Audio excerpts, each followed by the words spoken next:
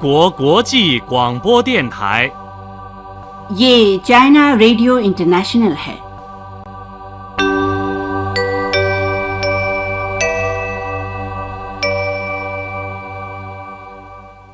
यह China radio international है।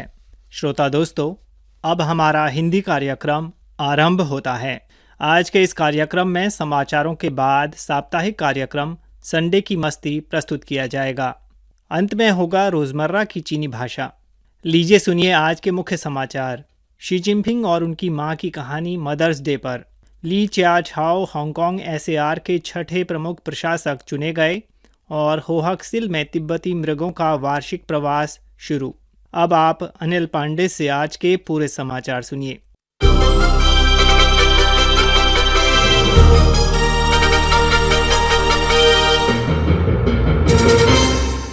8 मई को मातृ दिवस यानी मदर्स डे है।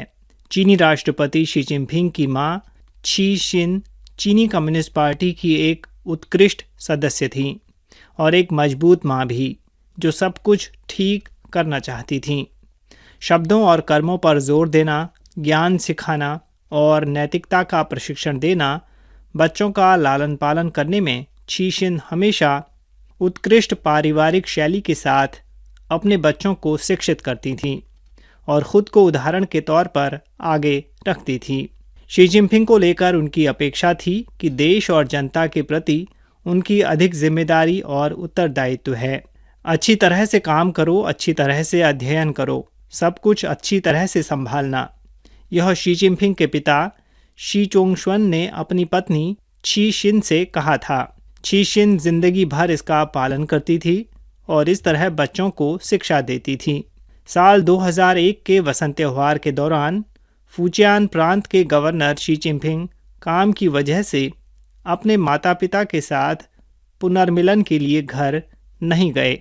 उनकी मां ने उन्हें फ़ोन किया और उनसे कहा, जब तक आप अपना काम अच्छी तरह करते हैं तो आप अपने माता पिता के लिए सबसे बड़े आज्ञाकारी पुत्र हैं। हाल के कई वर्षों में नौकरी और पद में कितना भी बड़ा बदलाव क्यों न आया हो, लेकिन शी जिनपिंग हमेशा अपनी मां के शब्दों और शिक्षा को ध्यान में रखते हैं। सार्वजनिक सेवा में लगन से काम करते हैं। यह उनके द्वारा माता के प्रति दिखाई गई सबसे बड़ी आज्ञाकारिता ही नहीं, बल्कि मां और बेटे के बीच का सबसे गहरा प्यार भी है। उधर 8 मई को ली चियाझाओ हांगकांग विशेष प्रशासनिक क्षेत्र के छठे प्रमुख प्रशासक के तौर पर चुने गए। हांगकांग विशेष प्रशासनिक क्षेत्र की प्रमुख प्रशासक चुनाव समिति के लगभग 1460 सदस्यों ने गुप्त मतदान किया। ली चियाझाओ को 1416 वोट मिले हैं।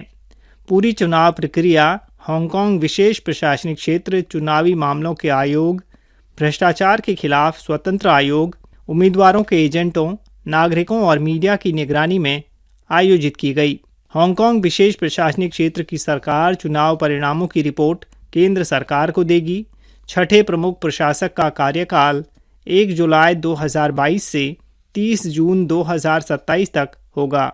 उधर हांगकांग विशेष प्रशासनिक क्षेत्र में केंद्र सरकार के संपर्क कार्यालय ने 8 मई को एक बयान जारी कर हांगकांग विशेष प्रशासनिक क्षेत्र के छठे प्रमुख प्रशासक के चुनाव के सफल समापन और ली चियाझाओ के 1416 मतों के साथ छठे प्रमुख प्रशासक चुने जाने पर बधाई दी। यह चुनाव देशभक्त हांगकांग पर शासन करने के सिद्धांत को लागू करता है, नई चुनाव प्रणाली की प्रगतिशील श्रेष्ठता को प्रदर्शित करता है और हांगकांग की विशेषता वाले लोकतंत्र को विकसित करने का एक और सफल अभ्यास है। इस बयान में कहा गया है कि इस साल हांगकांग की मातृभूमि में वापसी की 25वीं वर्षगांठ है और एक देश दो प्रणाली की महान प्रथा ने एक नए चरण में प्रवेश किया है। उम्मीद है कि ली चियाझाओ एसएआर सरकार और समाज के सभी क्षेत्रों को एकजुट करते हुए उनका नेतृत्व करेंगे। एक देश दो प्रणाली नीति के व्यापक और सटीक कार्यान्वयन का पालन करेंगे।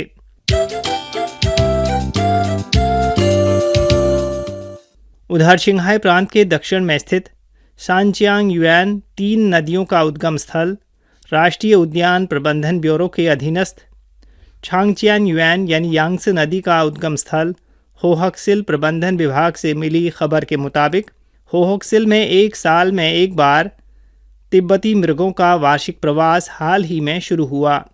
आंकड़ों के मुताबिक 5 मई को पहली खेप की 137 मादा तिब्बती मृग जो मां बनने वाली हैं ने छिंगहाई तिब्बत रेलवे और छिंगहाई तिब्बत राजमार्ग के पशु मार्ग को पार किया। वे होहक्सिल में चोनाई झील की ओर जा रही हैं, जहां वे बच्चों को जन्म देंगी। इससे जाहिर होता है कि तिब्बती मृगों का वार्षिक प्रवास शुरू हो चुका है।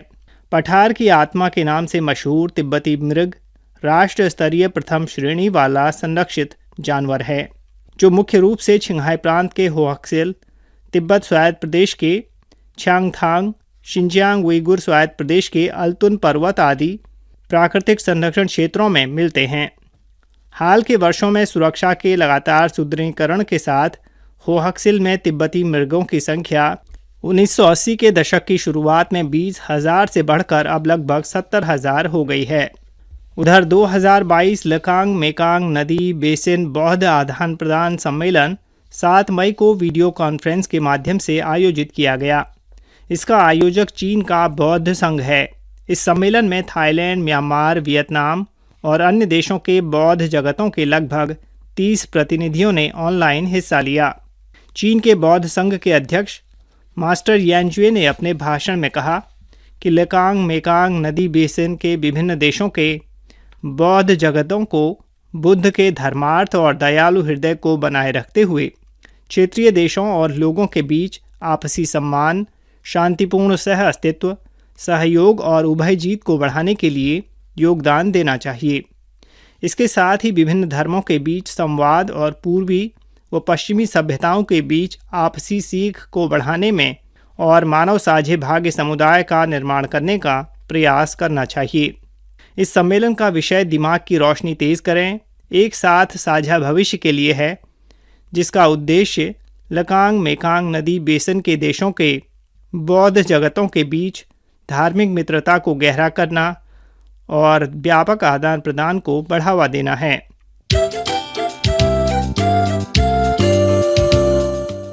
उधर स्विस औद्योगिक दिग्गज एबीबी ग्रुप के अध्यक्ष पीटर बोथेल ने Saint Gallen International Economic Forum के दौरान कहा कि वह चीन की आर्थिक संभावनाओं के बारे में आशावादी हैं।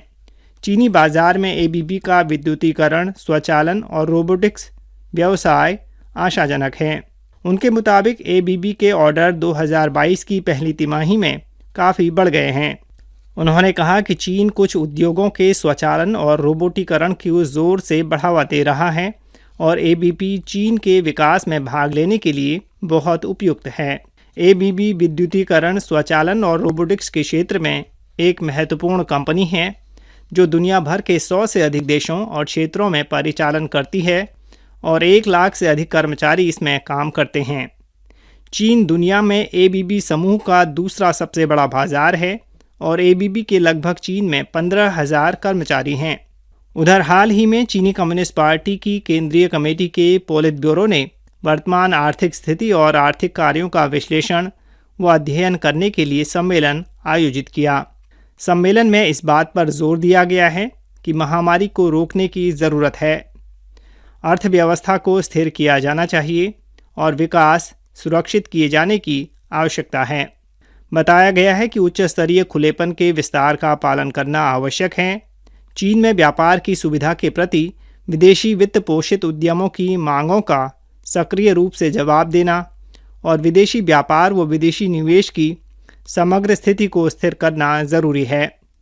इस बारे में कई आर्थिक विशेषज्ञों ने 7 मई को कहा कि अर्थव्यवस्था को स्थिर करने और पूरे वर्ष के आर्थिक और सामाजिक विकास के अपेक्षित लक्ष्यों को हासिल करने में चीन विदेशी व्यापार और विदेशी निवेश की समग्र स्थिति को स्थिर करने और वैश्विक आर्थिक बहाली बढ़ाने व खुली अर्थव्यवस्था के निर्माण में महत्वपूर्ण योगदान देने में सक्षम और आत्मविश्वास से भरा है।